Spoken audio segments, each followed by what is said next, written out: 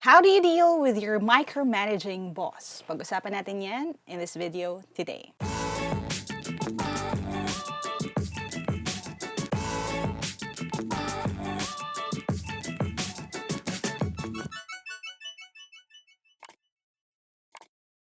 Hi there, thank you for checking out my channel. Thank you for clicking on this video. If this is the first video that you're watching from my channel, I make educational and motivational content. So if you don't want to miss any of my new uploads, don't forget to hit subscribe and hit that bell icon. Now, this video right here is special sa akin kasi I've been on both ends, no? Both sides. May time na nagkaroon ako ng boss, or hindi naman boss, pero ng superior na micromanaging. And nagkaroon din ng time sa buhay ko. Actually, hanggang ngayon, medyo it's something that I struggle with pa rin. Although I've learned na rin, Zandy, paki-comment na lang if you agree, to let things go. Ibig sabihin, medyo may pagka-micromanager din ako na boss. So I will share my insights sa kung ano ang micromanaging, how do you build empathy for your boss, and number 3, what you can do para maayos yung sitwasyon. Okay?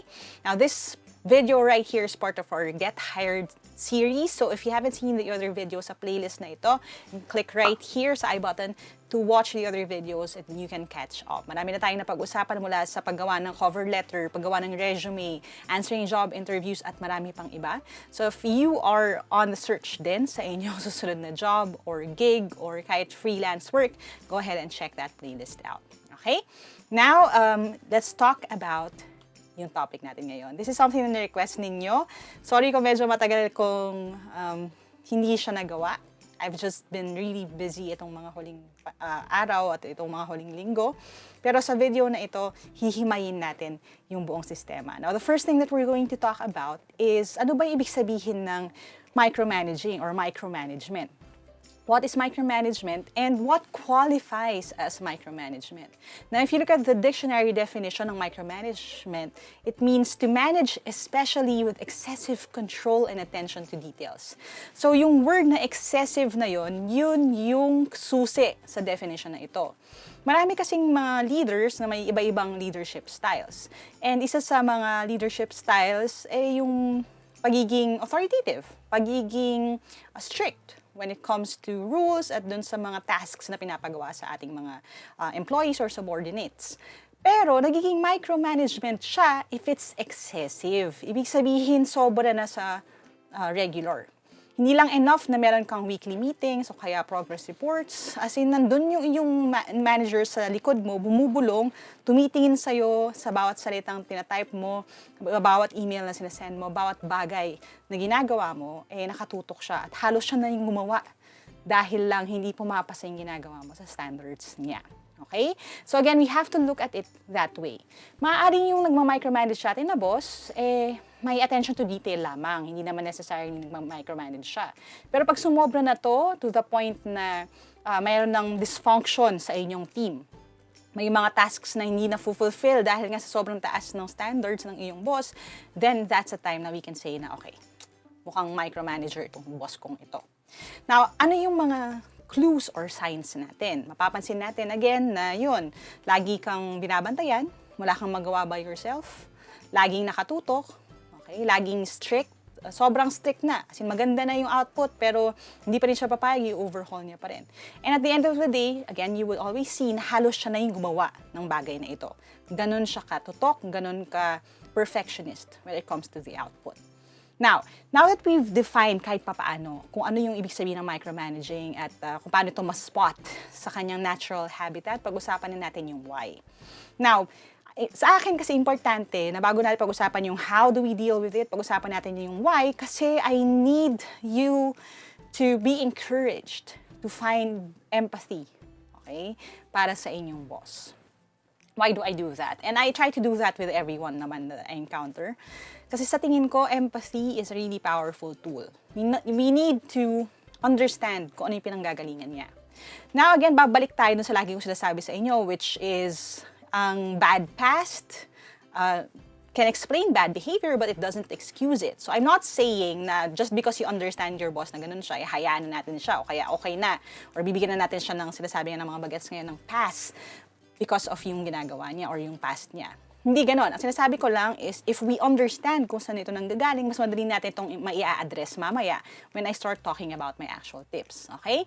Now, babalik tayo sa Delilah principle na lagi ko sinasabi sa inyo when it comes to prioritizing things. Why? I try to examine things that way din. I always ask, why? 3 levels ng why. So, unang tanong, why is your boss micromanaging? Now, ang kadalasan na sagot dyan is quite simple.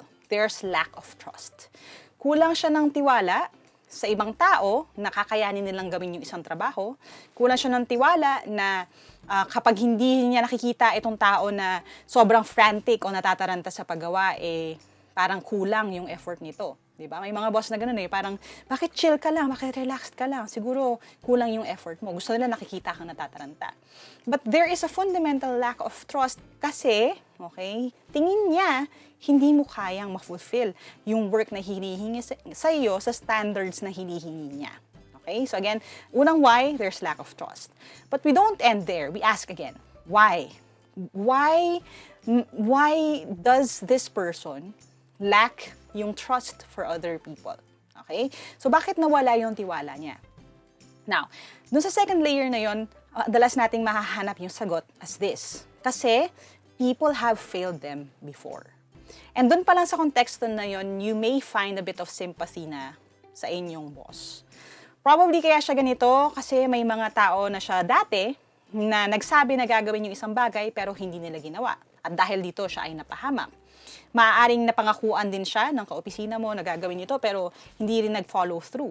May mga people sa past niya, maaaring hindi lang sa career, pati sa personal life, pati sa kanyang pagkabata, that have failed yung iyong boss. And dahil dun sa bagay na yon, nagkaroon na siya ng lack of trust sa ibang tao. Okay? So again, that's the answer to the second why. Now the third why would be this. Why did these people fail him or her? Now, may dalawang sagot dito. Okay? Hindi ko sinasabi na sabihin nyo sa boss ninyo na, ito ang dahilan. Siguro kaya wala kang tiwala sa akin kasi ganito, ganyan. No, but just keep it within you, no? Ikaw na lang, isipin mo na lang kung alin ang tama at accurate dito. Pero number one reason is because nagkaroon ng pag-hire ng wrong people. Okay? The wrong people were hired for the job. People who didn't care about the company, didn't care about the project. They just were there para sa sweldo. Alam niyo yun, yung mga papasok, mag-show up para lang sa attendance pero hindi talaga nag-e-effort. Kasi again, hindi nila na-catch yung vision ng company or ng project na yon, or hindi sila nag-adapt well to the company culture. So again, that's one of the problems. Mali yung mga people that were involved with your boss before. Now, the second possible reason is this. Because your boss, again, being a micromanager, is unable to communicate directions clearly. Isa sa mga pinakamalaking struggles ng mga micromanagers is that mas madali kasi na gawin na lang yung trabaho kaysa ipaliwanag kung paano ito gawin at kung saan sila nagkamali. And I know that kasi guilty ako dyan. I'm the type of person na, ako na lang gagawa. Ako na lang din gagawa nito. Ayusin ko na lang, ako na lang. Kasi if I take time to train someone, to teach them how I do things, mas nakakapagod yon or mas mahaba yon, mas labor-intensive yon, lalo na kung yung tao na yon hindi naman matututo dahil ayaw talaga nila matuto or aalis din naman in the future. So again, there's a lot of emotional investment and investment din sa time pagdating sa pagtitrain ng people.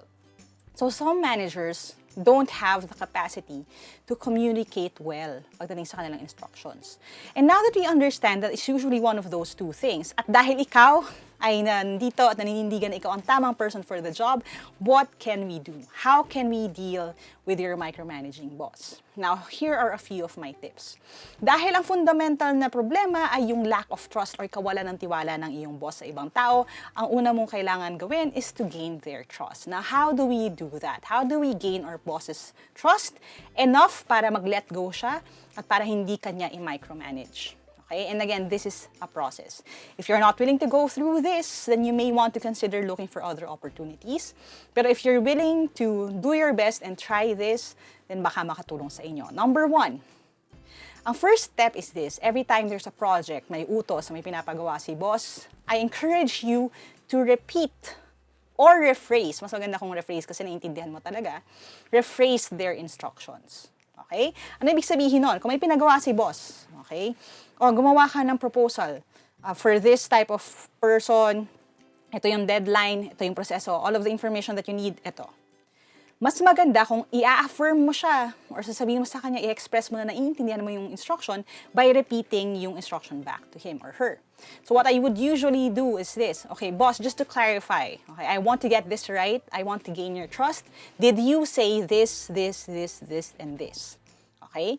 That way, katatapos pa lang ng meeting ninyo or katatapos pa lang ng pagbibigay ng instruction, napaisip na yung boss mo na, okay, naintindihan niya talaga kung ano yung hinihingi ko sa kanya.